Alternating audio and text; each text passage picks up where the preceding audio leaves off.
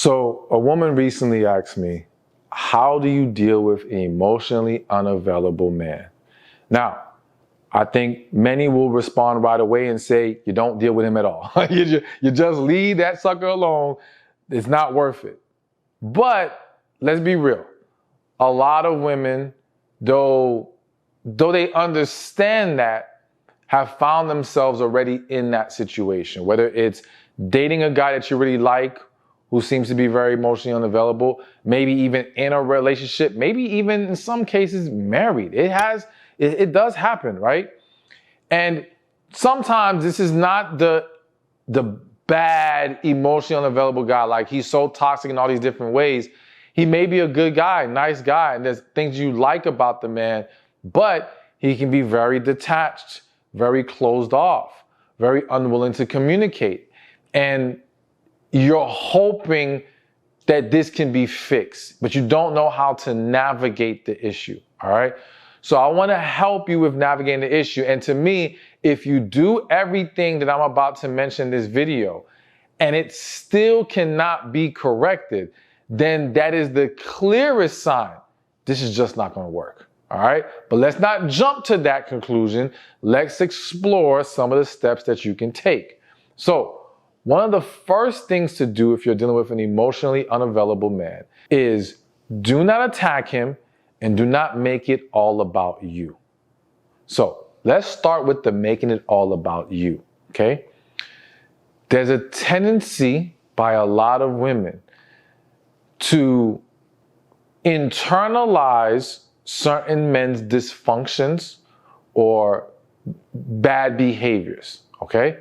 So it's like, oh, okay, if you don't want to talk to me, what did I do? Why am I not good enough for you to open up to? Or what, like, again, making it about her and then putting that guilt on that man. Now, again, we're working on the premise that this is a good guy. This is a good guy, has a lot of great qualities, but this is an area that is a problem for him. But when you throw all that guilt on him, making it about you, one, you don't allow him to feel comfortable about being able to discuss what the issue actually is. And you add more unnecessary stress when you should not jump to the conclusion it's about you. Now, here's the thing. I'm going to be real. That doesn't mean it's never pertaining to you or there isn't some things on your end that needs to be looked at. We will get to that. But you don't want to start off by making you the center of the issue. But it's not just making you the center of the issue in regards to what did I do wrong, or why, making him feel bad like you're not worthy or good enough, whatever. It's, again, making this issue all about where you're unhappy and he's not talking to you and you. But you're not placing any focus on maybe there's something going on with him that has nothing to do with you, that he's struggling with. Now, there are many of you who have taken that approach, who have come in and say, what's wrong? What are you struggling with? I'm willing to help you and work with you through this, right? And I applaud you if you have. But if you haven't, you want to make sure that you make it about that. Make it about him in that way, but not in a way that, again, attacks him, all right?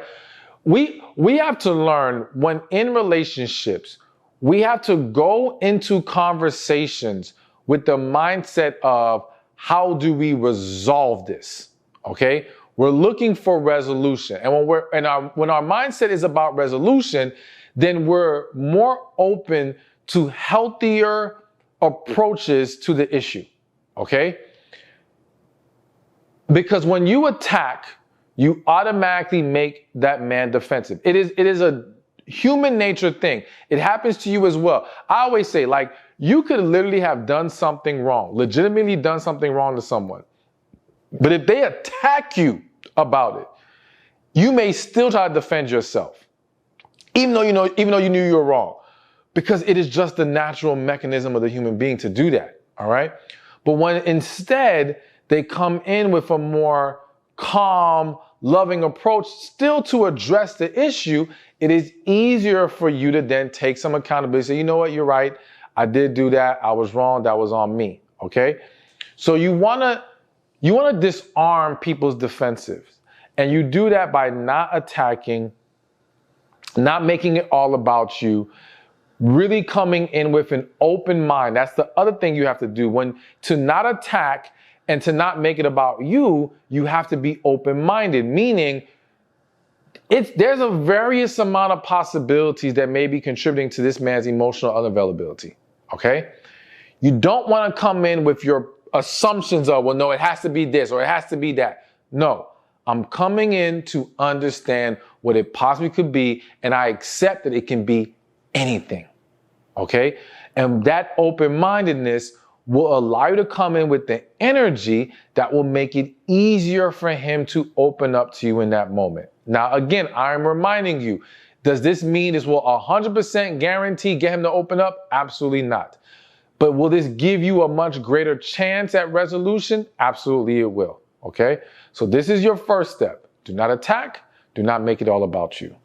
All right, so now the next thing that you should do when you're on how to deal with an emotionally unavailable man is try to get to the root of the issue, all right? So a lot of times in trying to resolve conflict, we address it based off what's going on the surface, okay? So it's almost like if you come home one day, and let's just flip it for a second. A man comes home one day and the woman starts to go off on him because he didn't take the garbage out, right? And to him it's like, oh my gosh, why are you tripping and making a big deal about the garbage, right? It's just some garbage. I'll take it out later. Chill out, right? And that probably infuriates you even more.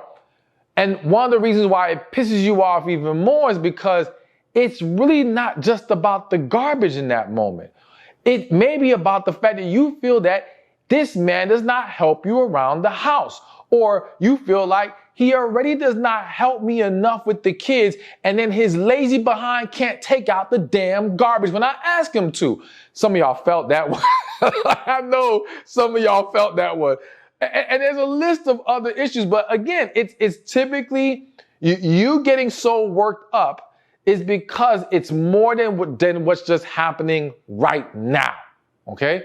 So flipping it back, when you're trying to understand this man and address this emotional unavailability, this disconnect he has, you gotta understand it goes deeper than what's happening on the surface.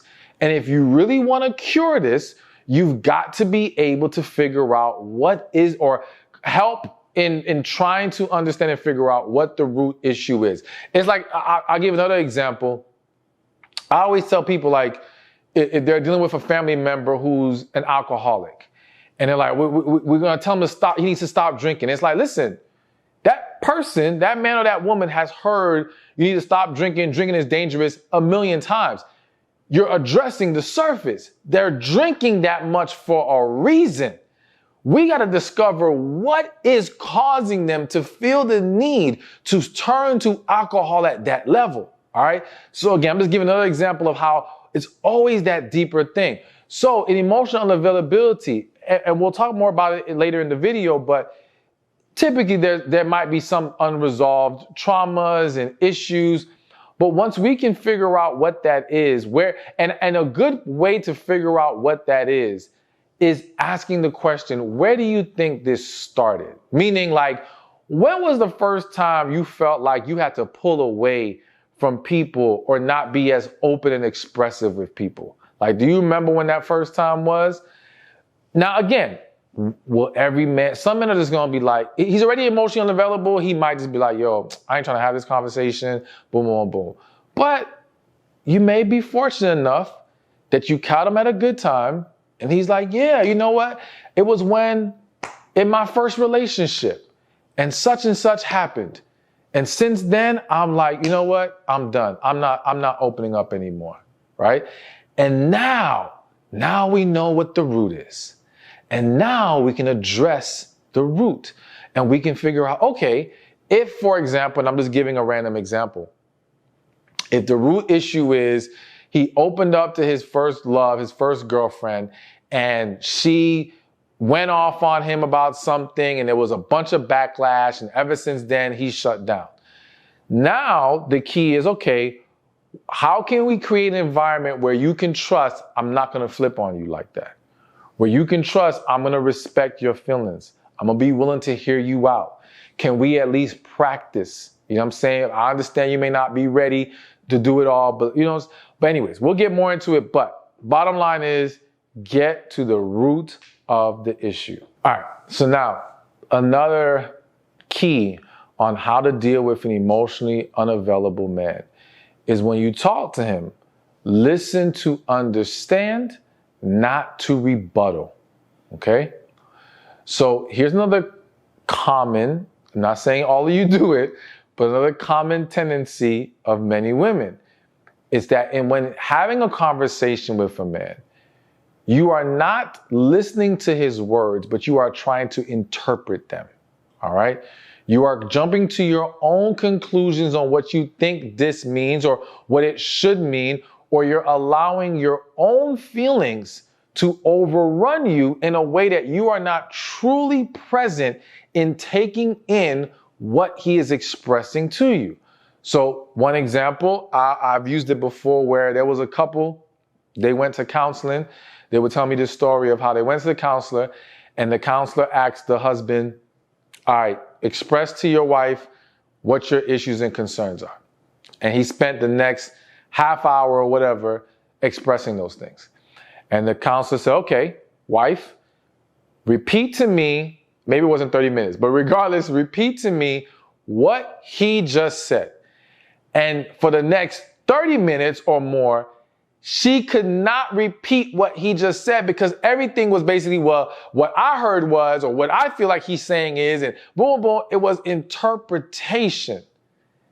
And then we wonder why there's this constant disconnect. Now, understand something. If the man is emotionally unavailable, good guy, but this is a potentially fixable issue, you have to understand this is a fragile man, okay? Fragile emotionally, meaning, again, he's already been through something more than likely that has caused him to take this approach and be shut down and be very withdrawn.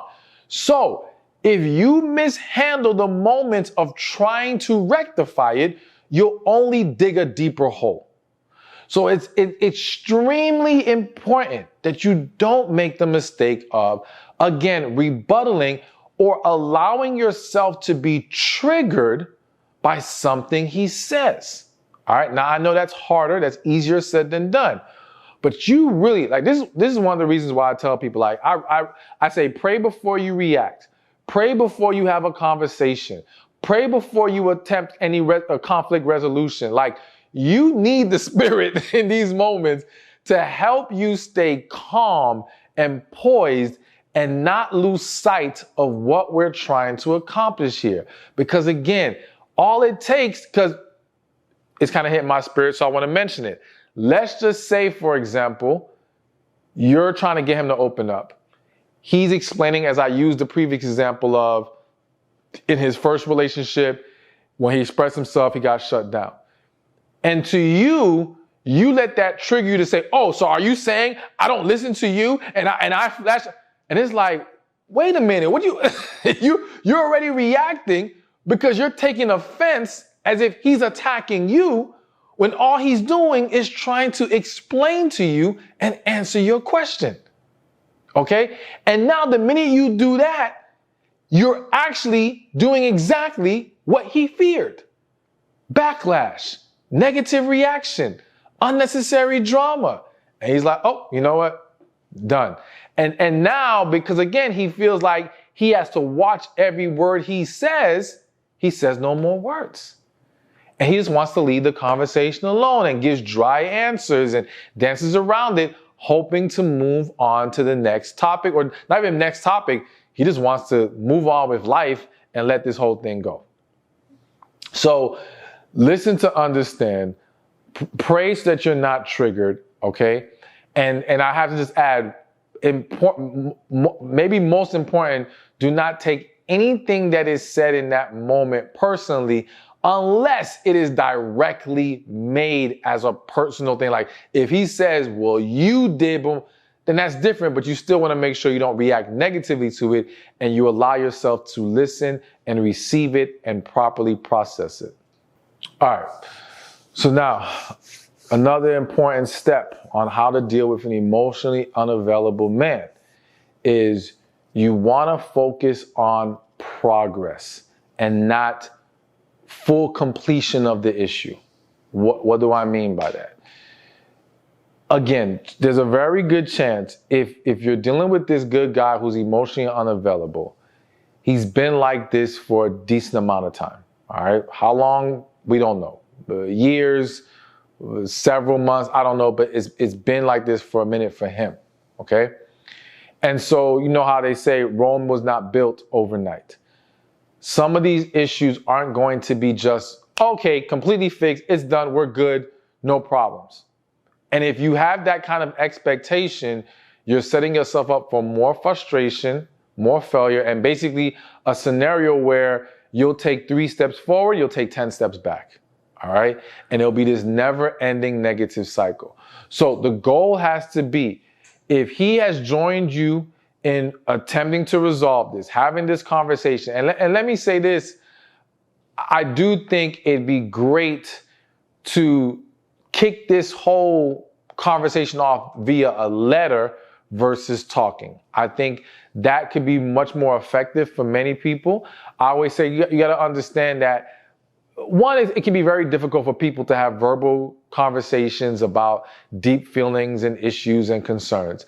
But then you have the factors of getting distracted, forgetting what you want, certain things you want to point out, not being mindful of your tone, your energy, your spirit in that moment. There's a lot of different things that can throw it off.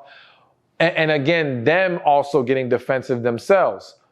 Versus when you write a letter, it's easier for them to sit, process it, understand where you're coming from. It gives them time to then respond at their pace, but of course at a pace that's reasonable so that you guys can continue to move forward with the conversation. And then we can move into a verbal conversation. But starting with a letter is great, a great thing to try, okay? But getting back to the point of we want to focus on progress, if we are having this discussion via whatever method, and he's willing to acknowledge there's an issue there, all right? It's about, okay, how can we set up a framework that allows us to see we are moving in the right direction?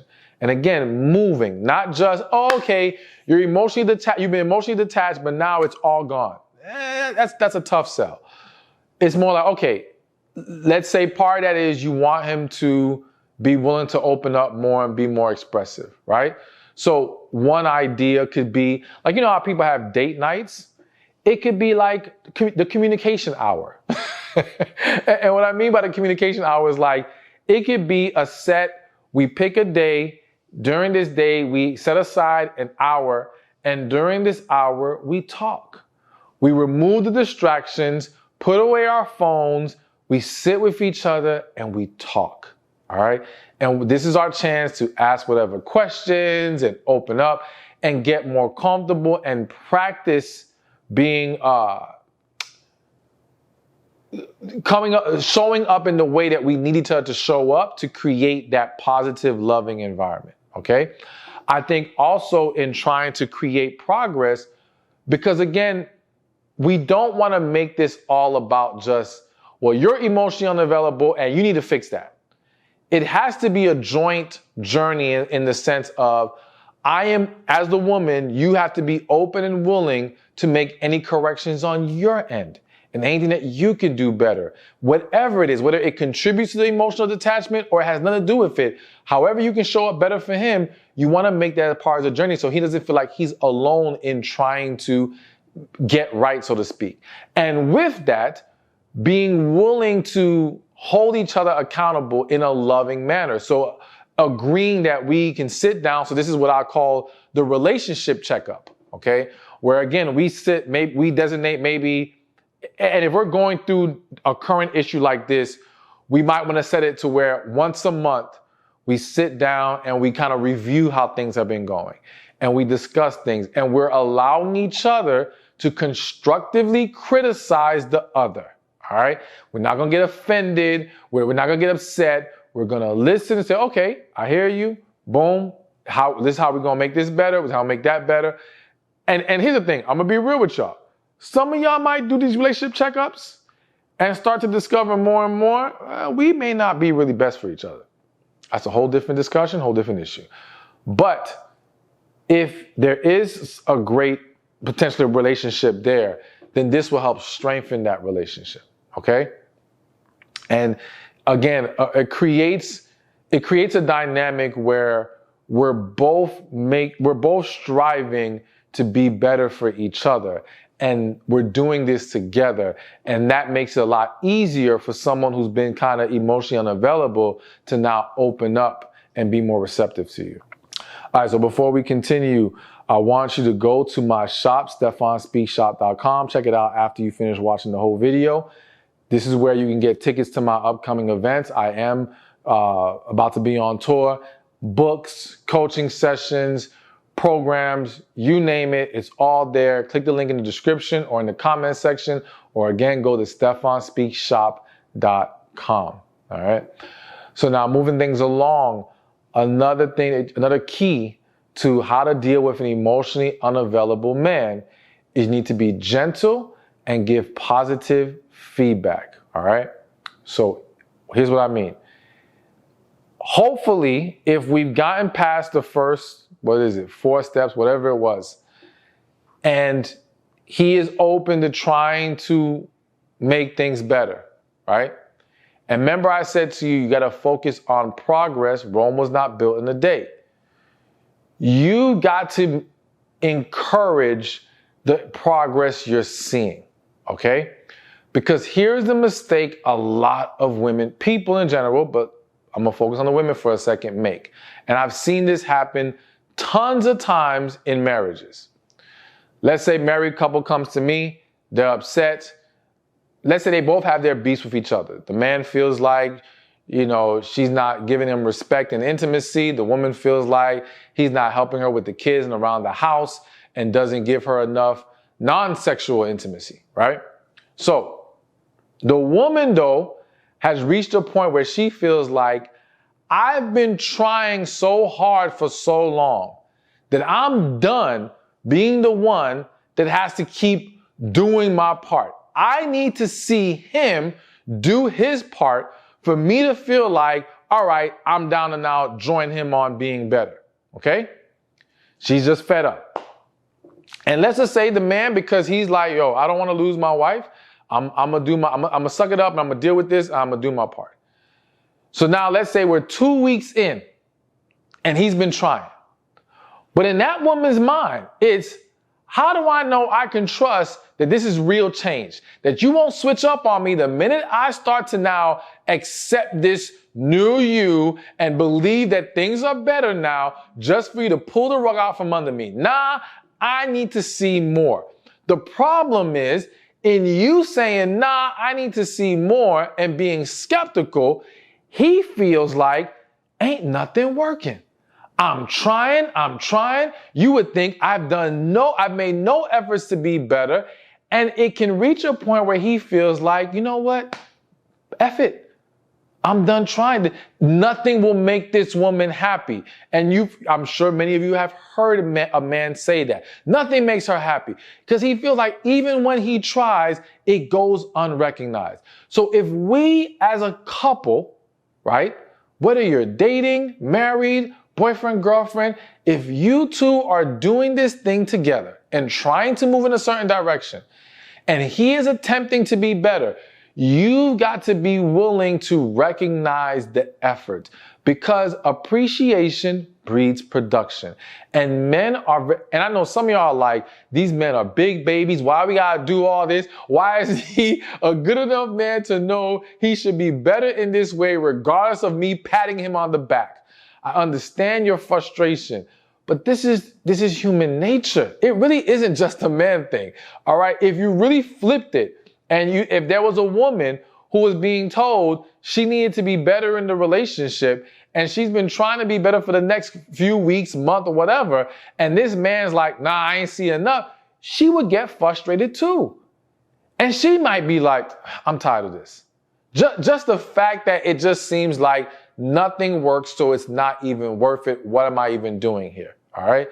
So we got to recognize the efforts being made, encourage, show appreciation, because that will fuel the individual to keep getting better, keep getting better. And we have to understand, when we're trying to reprogram ourselves into new habits, new mindsets, new approaches, there is that initial period where it takes a while for it to become second nature. So to where you may feel like, well, he should be doing this naturally, he may not be there yet. So in the context of being more emotionally available, if this man has spent the last however long being unavailable and now he's trying to open up, well, it may take him, they say it takes 3 weeks to break a habit, but listen, it might take more than 3 weeks. It might take him a little while for him to really get in the groove and feel like, okay, I'm comfortable in this space now of being more open and less guarded and less detached with my woman. Okay. And we can't get there without encouragement, appreciation, acknowledging the efforts being made. I'm telling you, if you're serious about seeing things move in the right direction, that has to be a part of the formula. All right, so to keep this thing going, another tip on how to deal with an emotionally unavailable man is consider couples counseling, okay? Now, watching this video and following these steps is kind of like going to counseling, but I do think that one of the mistakes we make when we go to couples counseling or any kind of counseling is what I mentioned earlier, where we're addressing the surface issues and we're not always going deeper. Now, don't get me wrong. There are some coaches and therapists that they know how to push past the surface and navigate into the deeper, because they recognize we can't get true resolution without that, right? But some people, they're just focused on, okay, well, how can we start communicating better? And it's like, okay, well, it may require individually us healing some things, us address some things. So couple counseling is great, but we may also need some individual counseling, all right? So that we both can be more well equipped to work together on this issue and make progress. And to be honest with you, sometimes the individual counseling will be able to solve the issue to where you may not even need the couple counseling. Because sometimes the blockage isn't the man or the woman doesn't know what needs to be done. It's they struggle with implementing it because there's something from their past that hasn't been resolved, which continues to get in the way. So again, it's like using the example of if his first relationship, he opened up, she lashed out, he shut down. It's not that he may not understand that you got to be able to communicate in a relationship. It may not be that he doesn't understand you want to feel more loved by him opening up to you.